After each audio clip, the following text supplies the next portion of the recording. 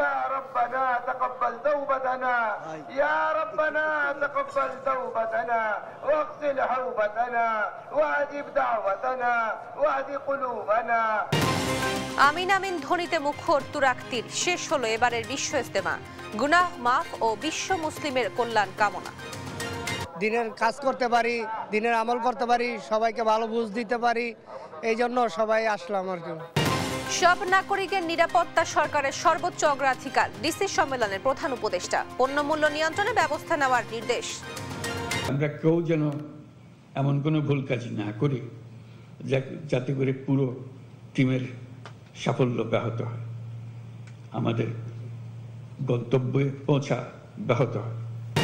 দেশ পুনর্গঠন করে মানুষের ভাগ্য পরিবর্তনই বিএনপির লক্ষ্য, বলছে বিএনপি।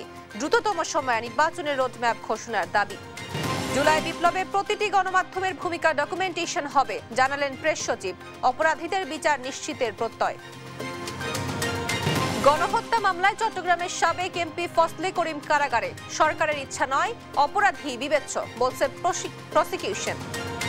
এবং ট্রাম্পের গাজা দখলের পরিকল্পনায় বিক্ষোভে উত্তাল লন্ডন। নির্বোধ আখ্যা ফিলিস্তিনি পন্থীদের, বিশ্ব বিবেককে জেগে ওঠার ডাক। দেখছিলেন শিরোনাম সংবাদ দুপুরে, আপনাদের সঙ্গে আছি আমি তোয়া আফরোজ। এবার বিস্তারিত। আখেরি মোনাজাতে শেষ হলো ৫৮তম বিশ্ব ইজতেমার তৃতীয় ও শেষ পর্ব। এই পর্বে অংশ নেয় দিল্লির নিজামুদ্দিন মারকাজের অনুসারীরা। মোনাজাত পরিচালনা করেন মাওলানা সাদ কাদম্বলির বড় ছেলে মাওলানা ইউসুফ বিন সাদ। এ সময় বিশ্ব মুসলিমের কল্যাণ কামনা ও গুনাহ মাফের জন্য আল্লাহর দরবারে কান্নায় ভেঙে পড়েন মুসল্লিরা। আলিমুজ্জামান সাফওয়ানের রিপোর্ট। এ কান্না আল্লাহর সন্তুষ্টি লাভের আশায়, এ কান্না ক্ষমা প্রার্থনার। রোববার দুপুরে বিশ্ব ইজতেমার শেষ পর্বে তুরাগ তীরে হাত তুলেন লাখ লাখ মুসল্লি। বেলা 12:30টার কিছু পরে আখিরি মোনাজাত পরিচালনা করেন দিল্লির নিজামুদ্দিন মারকাজের মুরব্বী মাওলানা সাদ সাহেবের বড় ছেলে মাওলানা ইউসুফ বিন সাদ। মোনাজাতে অংশ নেন ময়দানের আশেপাশে থাকা মুসল্লিরাও। দূর দূরান্ত থেকে আসা মুসল্লিরা জানান, বিশ্ব ইজতেমা ও আখিরি মোনাজাতের অংশ নিতে তাদের আত্মতুষ্টির কথা। ইজতেমাতে এসে ভালোভাবে চলা, সবাই মিলামিশা থাকার জন্য, একসাথে সবাই দিনের কাজ করতে পারি, দিনের আমল করতে পারি, সবাইকে ভালো বুঝ দিতে পারি, এই জন্য সবাই আসলাম আর। এই দাওয়াত নিয়ে যাব, আর মানুষ কিভাবে হেদায়েত পেয়ে যায়, কিভাবে আম মানুষ যারা বোঝে না তাকে কিভাবে হেদায়েতের ভিতরে আনা যায়। এর আগে আখেরি মোনাজাতে অংশ নিতে দেশের বিভিন্ন প্রান্ত থেকে টঙ্গীর তুরাগ তীরে আসেন মুসল্লিরা। বিভিন্ন ক্ষেত্রে অবস্থান নিয়ে ইসলামিক বয়ান, দিক নির্দেশনা শুনেন। আমরা যখন এই বিধিবিধানগুলো পালন করব তখন আমাদের ভুল ত্রুটিগুলো ধরা পড়বে এবং আমরা দিন শেষে আল্লাহ রাব্বুল আলামিনের কাছে এটাই দোয়া করব যে সারা বিশ্বে যাতে শান্তি বিরাজ করে এবং অত্যাচারী যে অবসান সেটি যাতে হয় এবং আমরা ধর্মীয় বিধিবিধানগুলো পালন করি। গত 31শে জানুয়ারি শুরু হওয়া এবারের ৫৮তম বিশ্ব ইজতেমা অনুষ্ঠিত হয় ৩টি পর্বে, যার সমাপ্তি ঘটল আজ। তবে আগামীতে একসাথে ইজতেমা করতে চান সাধারণ মুসল্লিরা। মাহির সাজিদ, নিউজ ডেস্ক। বিশ্ব ইজতেমা শেষে গন্তব্যে ফিরছে মানুষ। ঘরমুখো মানুষের খবর জানাতে সরাসরি যুক্ত হচ্ছেন সহকর্মী নজরুল ইসলাম ও দেওয়ান ইমন। প্রথমে যাচ্ছি নজরুলের কাছে। নজরুল, ইজতেমা যেহেতু শেষ হয়েছে, সেহেতু ঘরমুখো মানুষের যাত্রার, বাড়ি ফেরার যাত্রার কেমন দেখছেন এবং কোথাও কোনো যানজট সৃষ্টি হয়েছে কিনা বা ভোগান্তি আছে কিনা জানাবেন আমাদেরকে। আপনি যেমনটা বলছিলেন, আপনি জানেন যে এই বিশ্ব ইজতেমার কিন্তু আখিরি মোনাজাতের মধ্য দিয়ে বিশ্ব ইজতেমার তৃতীয় পর্ব কিন্তু শেষ হয়েছে। শেষ হওয়ার পরেই কিন্তু যারা জিম্মায় যাবেন, অর্থাৎ এই ইজতেমা থেকে আপনার 7 দিন এবং 15 দিন, 3 মাসের জন্য যারা 4 মাসের জন্য বের হবেন, তারা কিন্তু ইজতেমা ময়দান থেকে বের হচ্ছেন। আপনি জানেন যে গতবারের তুলনায় কিন্তু এবার একটু চাপ কম থাকায় মানুষ কিন্তু স্বস্তিতে বাড়ি যেতে পারছে। আমি যেখানটায় দাঁড়িয়ে রয়েছি টঙ্গী রেলওয়ে স্টেশনে, আমি যদি একটু দেখাতে চাই এখানে কিন্তু 2টি ট্রেন ছেড়ে গেছে। এইভাবেই কিন্তু সাধারণ মানুষ এত যে মানে হুড়োহুড়ি নাই এবং স্বস্তিতেই কিন্তু জানে। আপনি জানেন যে এই ইতিমধ্যেই কিন্তু এই রুটে যাত্রীদের জন্য যাওয়ার জন্য কিন্তু 8টি ট্রেন বরাদ্দ রেখেছে। তো আমরা দেখতে পাচ্ছেন যে এখানে কিন্তু যাত্রীর তেমন কোনো চাপ না থাকায় সাধারণ যাত্রী যারা রয়েছে তারা কিন্তু স্বস্তিতেই যাচ্ছে। এছাড়া কিন্তু বাস স্ট্যান্ড এবং আমরা দেখতে পেয়েছি মানুষ কিন্তু সকাল থেকেই বাস সার্ভিসগুলো বিভিন্ন দূরপাল্লার গাড়িগুলো কিন্তু চলছে, কোনো বাধা কোথাও লাগেনি। এবং স্টেশনে দেখছে ভিড় নেই বললেই চলে। এখানে কিন্তু সাধারণ যে যাত্রী রয়েছে তারা কিন্তু যা মুসল্লিরা রয়েছে তারা কিন্তু এখান থেকে স্বস্তিতেই ঘরে ফিরছেন এবং সব গন্তব্যে যাচ্ছেন। আমি এর পূর্বে কিন্তু ঢাকামুখী একটি ট্রেন অর্থাৎ এখান থেকে আপনার ঢাকামুখী যে একটি ট্রেন সেটা কিন্তু ছেড়ে গেছে কিছু যাত্রী নিয়ে। এখন কিন্তু স্টেশনের আপনার একেবারে মূল পয়েন্টে আমরা দাঁড়িয়ে আছি। এখানে আপনি কিন্তু দেখাতে চাই এখানে কিন্তু এইরকম ফাঁকা অবস্থায় রয়েছে। কিছু সংখ্যক যাত্রী কিন্তু যারা দূর দূরান্ত যাবেন তারা কিন্তু আমরা দেখতে পাচ্ছি যে বিভিন্ন গাড়ির যে কাউন্টার আছে সেখানগুলোতে দাঁড়িয়ে আছে এবং এছাড়া কিন্তু স্বস্তিতে সব জায়গায় কিন্তু ঘরমুখী যে মুসল্লিরা রয়েছেন তারা কিন্তু যাচ্ছেন। আপনি দেখছেন যে এখানে কিন্তু ভিড় নেই বললেই চলে, এখানে একদম ভিড় নেই এবং সব জায়গায় কিন্তু এই পরিবেশটাই বিরাজ করছে। তো সব জায়গাতেই স্টেশন টঙ্গী রেলওয়ে স্টেশন কিন্তু আপনি জানেন যে 8টি বিশেষ মুসল্লিদের যাতায়াতের জন্য 8টি বিশেষ ট্রেন সার্ভিস কিন্তু চালু রেখেছে। কিন্তু তারা কিন্তু আমরা দেখতে পাচ্ছেন এখানে কিন্তু কোনো হুড়োহুড়ি নেই বললেই চলে। তারা কিন্তু স্বস্তিতেই ট্রেনের মধ্যে উঠতে পারছেন এবং যেতে পারছেন। দূরপাল্লায় যারা যাবেন এখান থেকে তারা কিন্তু যাচ্ছেন। তো সবকিছু মিলে কিন্তু মানে এবারের যে ইজতেমা শান্তিপূর্ণভাবে কিন্তু পরিসমাপ্তি হয়েছে। তো আপনার যদি আমি একটু দেখালাম যে এই অবস্থা হলো গাজীপুর রেলওয়ে স্টেশনের এবং টঙ্গী রেলওয়ে স্টেশনের চিত্র। আপনি জানেন যে এবার কিন্তু তুলনামূলকভাবে আমরা দেখতে পেয়েছি যে যাত্রীর সংখ্যা খুব কম। তো আমাদের সাথে যুক্ত হবেন আমাদের সহকর্মী ইমন যুক্ত হচ্ছেন। নজরুল, আপনাকে ধন্যবাদ। আমি এই মুহূর্তে রয়েছি আশুলিয়ার টঙ্গী যে সড়কটি রয়েছে এখানে। আপনি জানেন যে কিছুক্ষণ আগে কিন্তু বিশ্ব ইজতেমার যে আখেরি মোনাজাত সেটি শেষ হয়েছে এবং এরপর থেকে কিন্তু ঘরমুখ শুরু করেছেন যারা এখানকার যারা বিশ্ব ইজতেমায় অংশ নিয়েছিলেন সেই সমস্ত ধর্মপ্রাণ মুসল্লিরা। আমি যদি এখনকার এই সড়কের চিত্রটা একটু আপনাদেরকে দেখাই যে এখানে দেখতে পাচ্ছেন যে আশুলিয়ার সড়কে যে চিরচেনা যে যানজট অন্যান্য বছর হয় সেটি কিন্তু এবছর আমরা লক্ষ্য করছি না। তবে গাড়ির কিছুটা ধীরগতি রয়েছে। পাশাপাশি এখানে যে সমস্ত মুসল্লিরা এসেছেন তারা কিন্তু নিজ ব্যবস্থাপনায় অনেকেই যারা দূর দূরান্ত থেকে এসেছেন তারা কিন্তু তাদের যে পরিবহন সেটি কিন্তু রিজার্ভ করে নিয়ে এসেছেন। সুতরাং সেই পরিবহনগুলোতে কিন্তু তারা উঠছেন এবং ইজতেমার শেষ হওয়ার পরবর্তীতে যেহেতু একটি নামাজ রয়েছে সেই নামাজে কিন্তু এখানে অনেক মুসল্লি এখনো রয়ে গেছেন ইজতেমা মাঠে।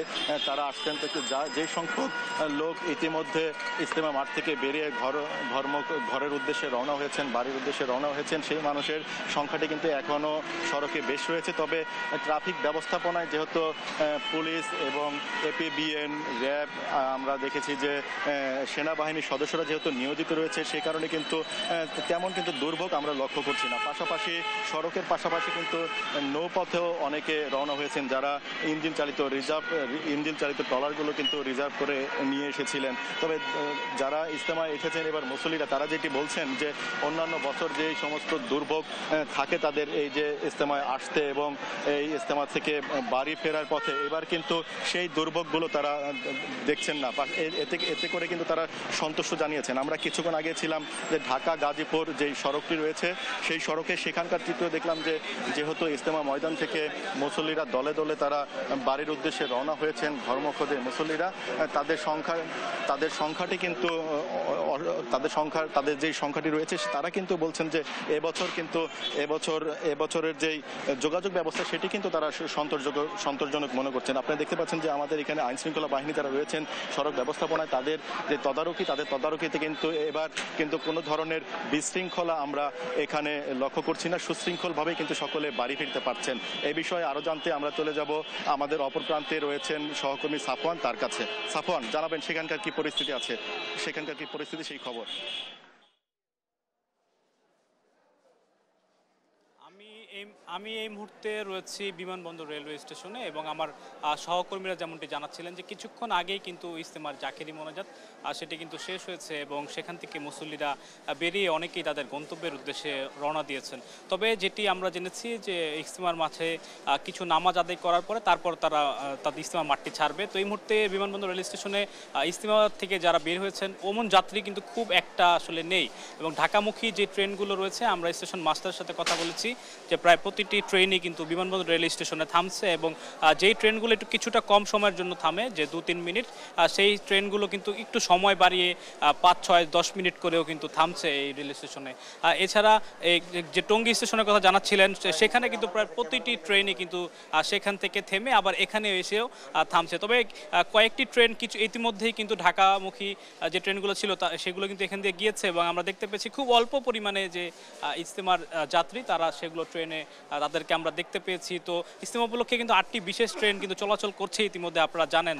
তো বিমানবন্দরে যে ভিড়টা সবসময় লক্ষ্য করা যায় ইজতেমার ঠিক পরপরই, তো সেরকম ভিড় কিন্তু দেখতে পাচ্ছি না। তো এখানে যে যাত্রী সাধারণ রয়েছে তারা কিন্তু ঢাকা থেকে বিভিন্ন গন্তব্যে তারা যাবেন। তো তারা মূলত এখানে খুব একটা ইজতেমা যাত্রী নেই, তারা বিভিন্ন গন্তব্যে যাওয়ার উদ্দেশ্যে কিন্তু যারা ট্রেন যাত্রী রয়েছেন তারা কিন্তু এখানে এসেছেন। তবে এখানকার স্টেশন মাস্টার তিনি যেমনটি জানিয়েছেন যে ইজতেমা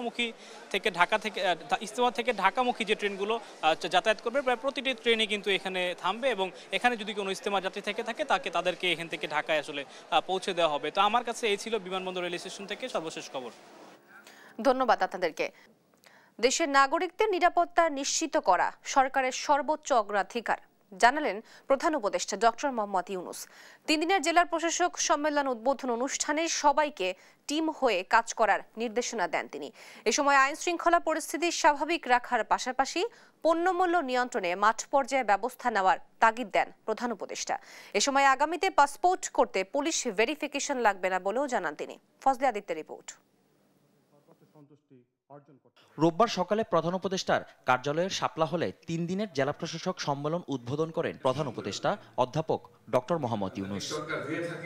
এই সময় দেশের আইন শৃঙ্খলা পরিস্থিতি স্বাভাবিক রাখতে জেলা প্রশাসকদের সজাগ থাকার নির্দেশ দেন সরকার প্রধান। জানান সংখ্যালঘু সহ সব নাগরিকদের নিরাপত্তা নিশ্চিত করা সরকারের সর্বোচ্চ অগ্রাধিকার। নারী শিশুদের রক্ষা এটা বিশেষ দায়িত্ব, সংখ্যালঘুদের রক্ষা মস্ত বড় দায়িত্ব, কারণ এটার উপরে সারা দুনিয়া নজর রাখে আমাদের উপরে। আমরা সংখ্যালঘুকে কিভাবে তাদের সঙ্গে ব্যবহার করছি, একটা ছোট্ট ঘটনা সারা দুনিয়াতে বিশাল হয়ে যায়।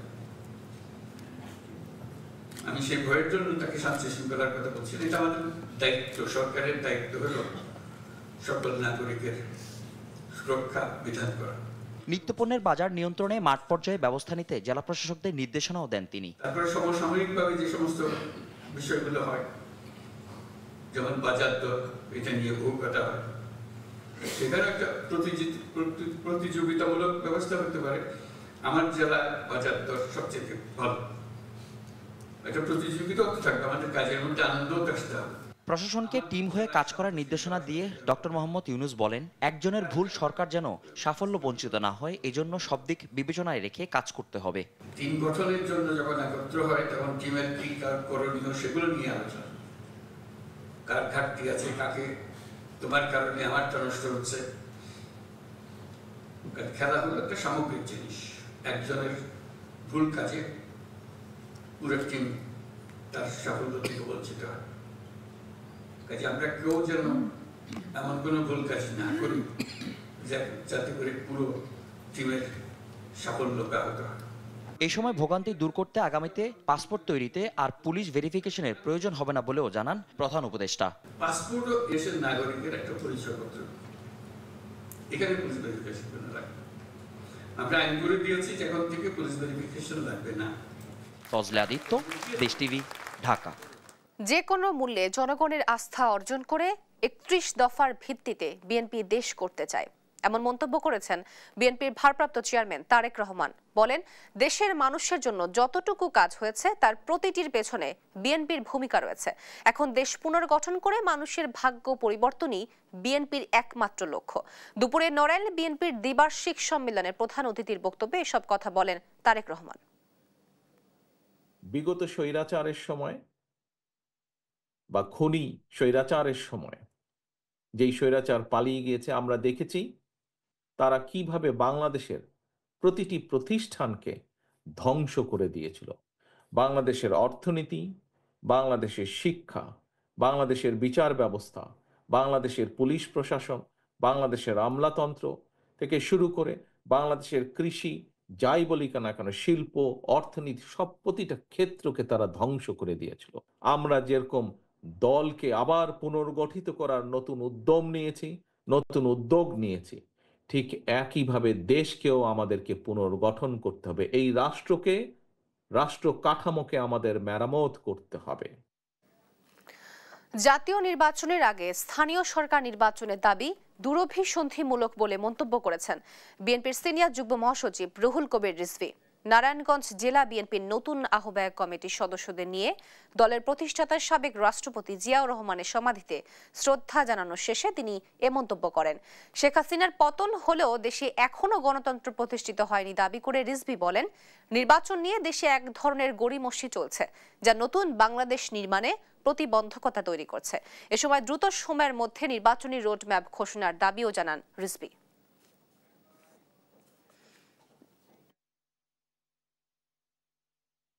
অবাধ এবং নিরপেক্ষ সকলের অংশগ্রহণমূলক নির্বাচন আমাদের এখনো অনুষ্ঠিত হয়নি। এটা নিয়ে এক ধরনের গড়িমসি চলছে, এটা নিয়ে এক ধরনের অনিশ্চয়তা আছে। শান্তি স্থিতি আনতে হলে আমাদেরকে অতি দ্রুত রাজনৈতিক দল তারা যাতে জনগণের ভোট নিয়ে ক্ষমতায় আসতে পারে সেই অবাধ সুষ্ঠু নির্বাচন নিশ্চিত করতে হবে। আমরা যদি প্রথমেই স্থানীয় সরকার নির্বাচন চাই তাহলে বুঝতে হবে আমরা কোনো পলিটিক্যাল ডেভেলপমেন্ট, আমরা কোনো শক্তিশালী গণতন্ত্র চাচ্ছি না, আমরা একটা অনিশ্চয়তার দিকে চাচ্ছি। অন্য কোনো দুরভিসন্ধি এর মধ্যে থাকতে পারে। 1 থেকে 36 জুলাই পর্যন্ত প্রতিটি সংবাদ মাধ্যমের ভূমিকা ডকুমেন্টেশন হবে বলে জানিয়েছেন প্রধান উপদেষ্টার প্রেস সচিব শফিকুল আলম। দুপুরে জাতীয় প্রেস ক্লাবে গণমাধ্যমে ফ্যাসিবাদী বয়ান ফিরে দেখা 1 থেকে 36 জুলাই শীর্ষক আলোচনায় একথা জানান তিনি। এ সময় গেল 15 বছরে ঘটে যাওয়া বড় বড় ঘটনায় সংবাদ মাধ্যমের ভূমিকা খতিয়ে দেখার আহ্বান জানান প্রেস সচিব। বলেন, এসব ঘটনা নিয়ে সংবাদ মাধ্যমগুলোর বয়ান সংরক্ষণ করা হবে, তাদের ভূমিকা নিয়েও গবেষণা হবে। কারো কণ্ঠ যেন রোধ না হয়, সরকার এমন বাংলাদেশ তৈরি করতে চায় জানিয়ে তিনি বলেন, এমন সাংবাদিকতা তৈরি হবে যেখানে সব সরকারের জবাবদিহিতা নিশ্চিত হবে। এ সময় সমালোচনার পাশাপাশি অন্তর্বর্তী সরকার ধারণ করার আহ্বানও জানান প্রেস সচিব।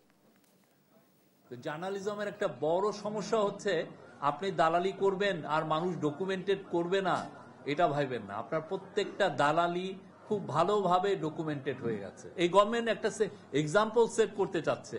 আপনি আমার মিস্টেক থাকলে, আমার ভুল ত্রুটি থাকলে, আমার অন্যায় থাকলে আপনি জোর গলায় বলেন, সবাইকে আপনি কাঠ গড়ায় দাঁড় করবেন। এটা হচ্ছে জার্নালিজমের কাজ। এবং আমরা আবারও বলছি, আমরা 1 থেকে 36-এ যেটা হয়েছে আমরা প্রত্যেকটা ডকুমেন্টেশন করতে চাই।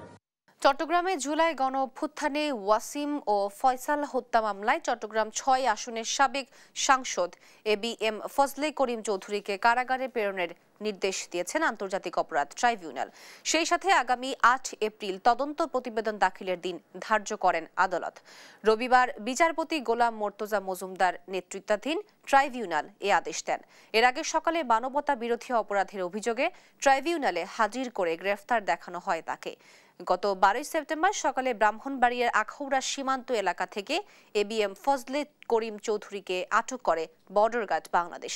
তার বিরুদ্ধে জুলাই আন্দোলনে হত্যার নির্দেশ সহ আরও বেশ কয়েকটি অভিযোগ আছে। সরকারের ইচ্ছার উপর নয়, প্রসিকিউশন জানান, মানবতা বিরোধী অপরাধের ক্ষেত্রে সঠিক তদন্ত এবং সুষ্ঠু বিচারই প্রাধান্য পাবে। এখানে সময় এবং অন্য কোনো বিষয় বিবেচ্য নয়। সেই সাথে জাতিসংঘের তদন্ত প্রতিবেদন মানবতা বিরোধী অপরাধীদের তদন্ত কাজে ব্যবহার করা হবে বলেও জানান তিনি। এটি জাতির আশা বলেছেন এবং উনি ওনার পার্ট থেকে বলেছেন। আমরা প্রসিকিউশন থেকে বলছি যে মানবতা বিরোধী অপরাধের অভিযোগের ক্ষেত্রে সঠিক এবং সুষ্ঠু তদন্তটাই গুরুত্ব পাবে। এখানে সময় বা বাধ্যবাধকতা অথবা জাতির আশা এখানে খুব বেশি গুরুত্ব পাবে না। জাতিসংঘের এই রিপোর্টের মাধ্যমে জুলাই ম্যাসাকারকে আন্তর্জাতিকভাবে স্বীকৃতি দেওয়া হয়েছে এটি অবশ্যই আমাদের চিফ প্রসিকিউটর মহোদয় বলেছেন যে এটি আমরা আমাদের তদন্তে ব্যবহার করব এবং বাংলাদেশে যে মানবতা বিরোধী অপরাধ সংঘটিত হয়েছে এটি আন্তর্জাতিকভাবে এখন প্রমাণিত হয়েছে, স্বীকৃত হয়েছে। থ্রি হুইলার যানবাহন নিয়ে সম্প্রতি বিআরটিএর জারি করা নির্দেশনা বাতিল করা হয়েছে। রোববার নির্দেশনাটি বাতিল করার কথা জানিয়ে থ্রি হুইলার চালকদের অবরোধ প্রত্যাহারের আহ্বান জানিয়েছে ডিএমপির মিডিয়া বিভাগের উপকমিশনার তালেবুর রহমান এক বিবৃতিতে জানান, 4/3 হুইলার যান সম্পর্কিত বিআরটিএর ইস্যু করা সাম্প্রতিক নির্দেশনাটি আজ বাতিল করা হয়েছে। অবরোধ প্রত্যাহার করে যান চলাচলে কোনো রকম প্রতিবন্ধকতা সৃষ্টির না করার অনুরোধও জানান তিনি। গেল 10 ফেব্রুয়ারি বিআরটিএর এক বিজ্ঞপ্তিতে জানানো হয়, অটোরিকশায় মিটারের চেয়ে বেশি ভাড়া আদায় করলে মামলা দেওয়া হবে। এরই পরিপ্রেক্ষিতে রোববার সকালে রাজধানীর বিভিন্ন পয়েন্টে সড়ক অবরোধ করে বিক্ষোভ করে সিএনজি চালকরা। এ কারণে তীব্র যানজটের সৃষ্টি হয়।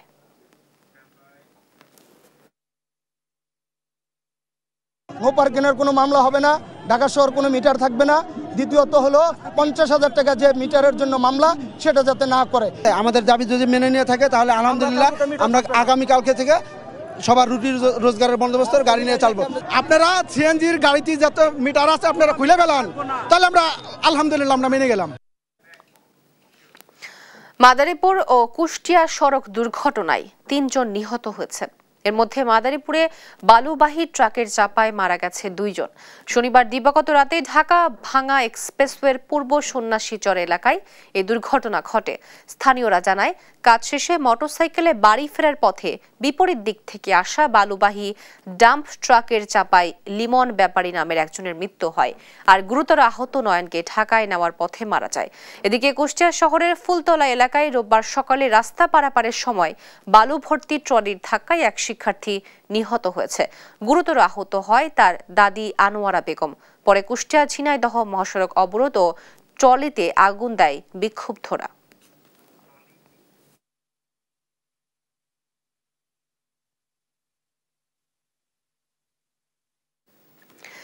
সাতক্ষীরায় পুলিশ কনস্টেবল অনুপম ঘোষের মরদেহ উদ্ধার করা হয়েছে।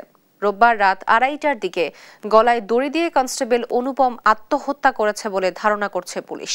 সাতক্ষীরা সদর হাসপাতালের কর্তব্যরত চিকিৎসক জানান, রাত 3টার দিকে এএসআই জাহিদ পরিচয় এক ব্যক্তি আত্মহত্যার তথ্য দিয়ে সাতক্ষীরা সদর হাসপাতালে তাকে ভর্তি করে।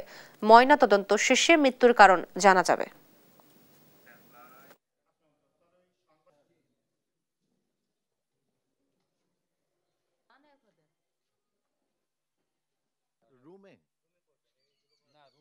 আমাদের কাছে আসার পরে আমরা রুগীটা এক্সামিন করলাম, যে প্রেশার টেশার পাইনি আমরা, প্রেশার পালস, তারপরে পিউপিলটা ডাইলেট হয়ে গেছে, মৃত বলে মনে হলো। তারপরে আমরা এটা শিওর হওয়ার জন্য আমরা ইসিজি করালাম। ইসিজি করার পর রাত 3টার দিকে আমরা ওনাকে ডেট ঘোষণা করি। শুষ্ক মৌসুমে হঠাৎ করে উজানের ঢল নেমেছে তিস্তা নদীতে। এমন ঢলে চরের বিভিন্ন ফসলি জমি তলিয়ে যাওয়ার আশঙ্কা দেখা দিয়েছে। শনিবার দুপুরের পর পানি বাড়তে দেখে স্থানীয়রা। তারা জানান, সচরাচর এই সময় উজানের ঢল আসার কথা না থাকলেও হঠাৎ বিনা নোটিসে পানি ছেড়ে দিতে পারে ভারত। তাদের ধারণা, আগামী 17 ও 18 ফেব্রুয়ারি তিস্তা মহাপরিকল্পনা বাস্তবায়নের দাবিতে ঘোষিত কর্মসূচিকে বানচাল করতে এমনটা করতে পারে প্রতিবেশী দেশটি। তিস্তা নদীর ন্যায্য হিসাব আদায়ের অধিকারে একটা আন্দোলন হওয়ার কথা 17-18 তারিখ চলতি মাসের। এখন এটা সম্ভবত ইন্ডিয়া চালাকি করিয়া এই পানিটা দিচ্ছে আর কি, যাতে তারা প্রোগ্রামে সাকসেস না হতে পারে। এটা সম্পূর্ণরূপে ইন্ডিয়ার মনে করেন যে চালাকি। এখন তিস্তা নদীর পানির যে অববাহিকা এটা পুরাটাই বালুচর ছিল, কিন্তু আজকে হঠাৎ করে পানির প্রবাহ বেড়ে যাচ্ছে। এটা আমরা অবশ্যই দেখতে পাচ্ছি যে এটা আমাদের এই আন্দোলনকে মানে থমকে দেওয়ার জন্য এরকম একটা পায়তারা করতেছে। পানিটা হুট করে চলে আসছে, পানির কোনো ইয়েই ছিল না, এর আগে পানি তো ছিল না। মানুষের ভাটি পাশে যে পেঁয়াজ রসুন গাছ এগুলো সব ভাসিয়ে যাইতেছে। ভারতের চক্রান্ত, প্রোগ্রাম দেখার পরে পানি ছাড়ছে।